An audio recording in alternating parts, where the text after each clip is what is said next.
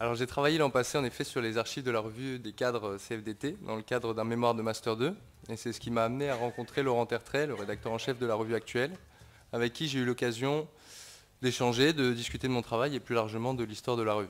Je le remercie beaucoup de m'avoir invité à parler devant vous aujourd'hui, car je suis très heureux de pouvoir partager un peu de mon travail. Alors mon mémoire portait sur l'histoire du bulletin syndical d'information cadre et profession, depuis sa création en 1946 jusqu'en 1976, date de sa transformation en véritable revue, et moment où elle prend le nom de cadre CFDT.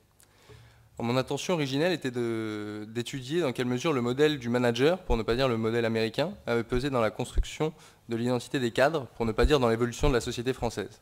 En d'autres termes, j'entendais vérifier, sinon préciser, la thèse de Luc Boltanski, qui date de 1982, selon laquelle les États-Unis, à partir du début du XXe siècle, ont constitué un modèle d'avenir, voire le symbole d'une modernité dont les cadres ont été les importateurs en France à partir des années 1950.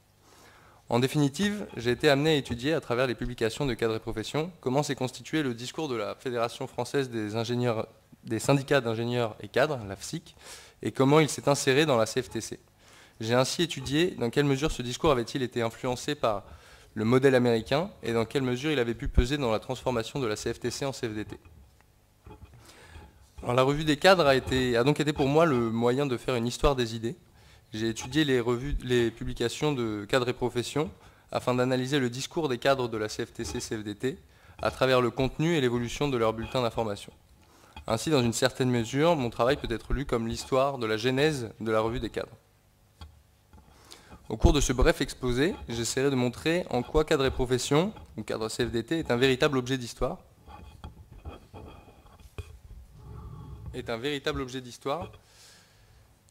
qui a participé et peut-être participe toujours, non seulement à la formation d'un groupe social, pour reprendre le titre de l'ouvrage de Luc Boltanski, mais aussi à la construction d'un discours syndical. En d'autres termes, j'essaierai de montrer l'intérêt de cette publication, enfin l'intérêt historique de cette publication et en quoi elle peut être lue comme une revue avant même qu'elle n'en devienne une véritablement.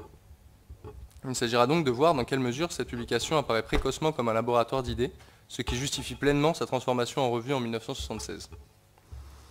Alors dans un premier temps, je vais montrer l'intérêt historique de la revue, donc la revue comme objet d'histoire, en tant qu'elle participe à la formation d'un groupe social et à la construction d'un discours syndical.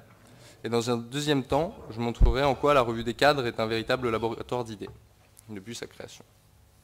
Alors, dès les années 1950, les cadres apparaissent comme un enjeu central dans la société française, tant dans le champ social que dans celui des entreprises, en tant qu'ils occupent une position particulière dans les rapports de classe et dans la division du travail.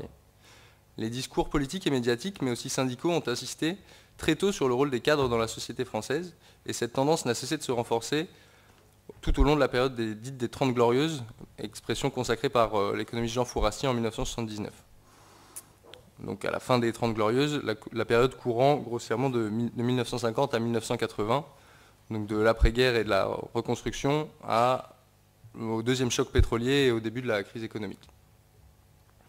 Donc la catégorie des cadres, ou le groupe cadre, comme dit Guy Groux, présente un intérêt certain pour l'histoire. Il a cependant été davantage étudié en sociologie. En 1950 et 1970, dans la lignée de la sociologie du travail, s'est constituée une sociologie des cadres qui s'est divisée en trois grands types d'approches. Le premier, qu'on pourrait dire matérialiste ou marxiste, entendait étudier les cadres selon leur position de classe, et il s'agissait pour les sociologues qui adoptaient cette perspective de déterminer si les cadres appartenaient à la classe ouvrière ou à la bourgeoisie, ou encore s'ils constituaient une classe à part entière. Le second type d'approche, c'est celui de la sociologie des professions. Moins généraliste, plus spécifique, il entendait étudier les cadres selon leur profession et dans leur spécificité, ou dans leur singularité. Enfin, le troisième type d'approche pourrait être défini comme un messianisme technocratique.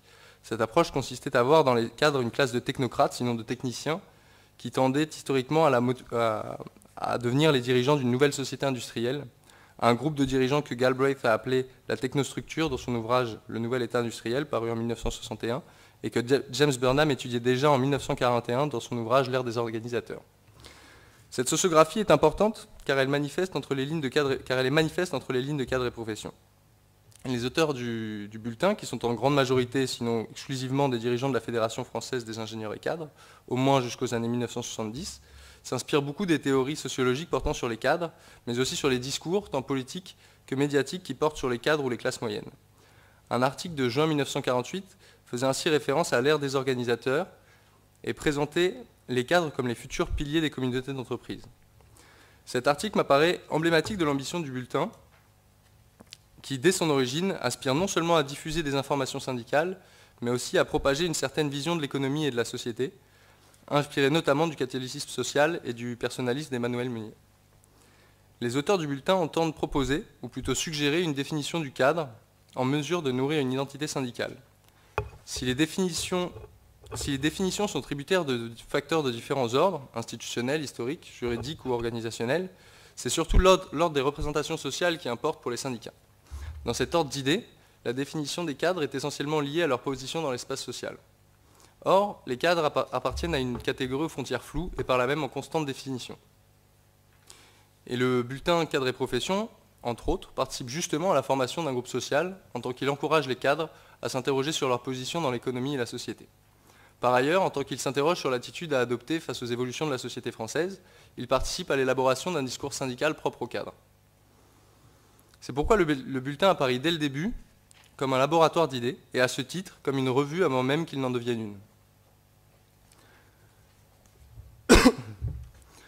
Jusqu'aux années 1970, Cadres et Professions concentre les éditions professionnelles et fait apparaître les principaux secteurs dans lesquels la Fédération des cadres CFTC est implantée. Chimie, bâtiment, PTT en sont les trois plus grands secteurs.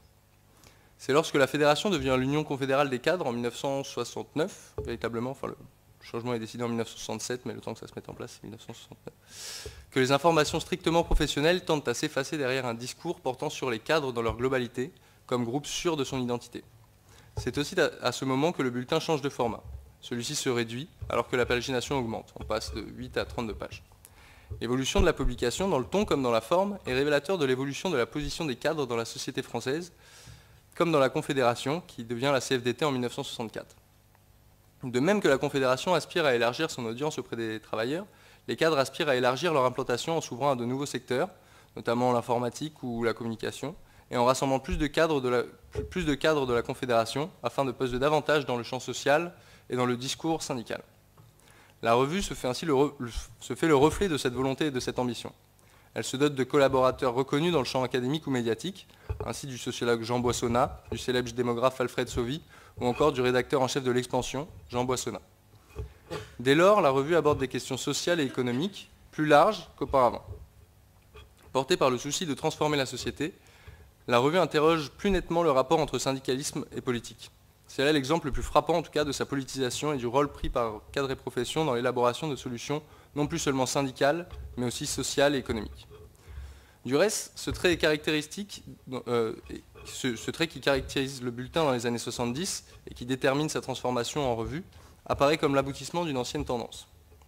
En effet, dans les premières années de la publication, les dirigeants de la Fédération des cadres s'interrogeaient sur le catholicisme social ou sur le gaullisme, entre autres théories et modèles qui semblaient en mesure de satisfaire les exigences de la reconstruction de l'économie et de la société française. L'attention portée aux missions de productivité aux États-Unis, qui se sont développées dans le cadre du plan Marshall, est emblématique à cet égard. Plusieurs syndicalistes de la FSIC ont participé à ces missions et ont effectué des voyages aux États-Unis pour y étudier les pratiques qui avaient cours dans le domaine de leur profession. Ils ont partagé leurs observations et leur expérience à travers une série d'articles, et plusieurs éléments déterminants dans l'évolution de la Fédération des cadres en sont ressortis. L'importance des bureaux d'études pour les syndicats, l'importance du marketing et du management pour l'économie, qui n'ont pas encore ce nom, qui s'appelle plutôt relations humaines et relations publiques, l'importance de la collaboration entre travailleurs aussi et d'une bonne atmosphère au travail sont autant d'éléments qui ont fasciné les missionnaires de la FSIC, qui ont cherché à adapter les tendances syndicales et industrielles américaines à la société française. Du reste, il est vite apparu que les techniques de production et de gestion américaines ne s'accordaient pas vraiment avec l'idéal syndical de la CFTC.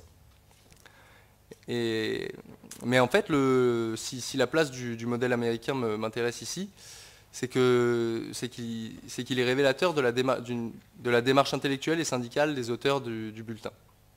À travers leur périodique, les dirigeants de la FSIC ont voulu s'affirmer en observateurs critiques, non seulement des innovations introduites à l'étranger, mais aussi des évolutions propres à la France.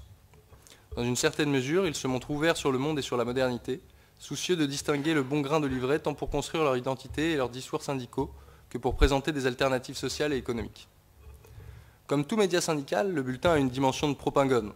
J'entends propagande au sens étymologique en tant qu'il entend propager un corpus d'idées et favoriser l'engagement, tant dans le domaine professionnel que civique. À la manière d'autres publications syndicales également, à destination des cadres, le bulletin des cadres de la CFTC-CFDT traite de problèmes économiques approfondis et reflète une certaine exigence dans la réflexion.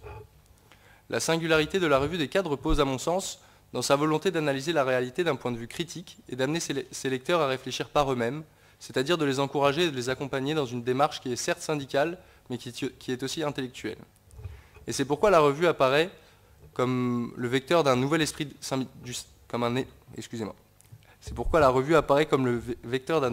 syndicalisme, porteur de nouvelles motivations et de nouvelles propositions. Merci pour votre attention.